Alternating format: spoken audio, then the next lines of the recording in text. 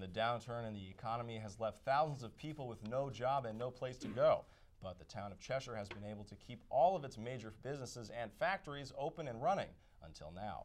As Richie Travers tells us, the economic crisis has finally hit home for a major Cheshire manufacturing plant. For almost 20 years, Pratt and Whitney's jet engine repair plant in Cheshire has called this building home. But a decision was passed down in mid-September to close the plant, laying off 800 highly skilled employees in its wake. As to what effect the plant closing might have to the Cheshire community, Cheshire Chamber of Commerce President Sheldon Dill knows better than anyone. You know, in Cheshire, for example, I mean, it's $135,000 to $140,000 we're going to lose for our town. It's going to affect some of the services that we offer. So it trickles down to us, but it's significant. Some of these services might include road maintenance or equipment for local police and fire stations. But as Laura DiCaprio tells us, this is more than just a financial dilemma.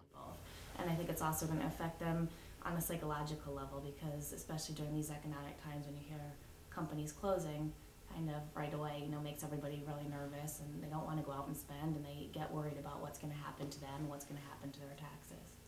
But this is the first time Cheshire will be directly hit.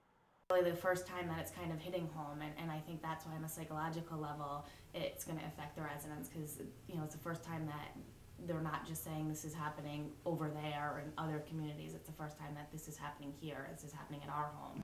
Cheshire Economic Development Coordinator Jerry Sitko explains that the last chance the Machinists Union has to keep the factory doors in Cheshire open is through the legal system. The union is taking Pratt to court, and in the contract that the union has with Pratt, there's some language that said that Pratt and Whitney has to make a reasonable effort to come to an accommodation with the union before closing a plant.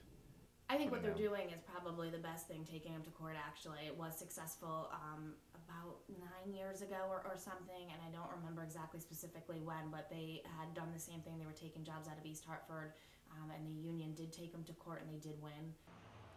The plant is due to close in 2011, and taking this issue to the courts is the last resort for the state and the union, where they'll be hoping that history will repeat itself. Reporting from Cheshire, Richie Travers, Q30 News.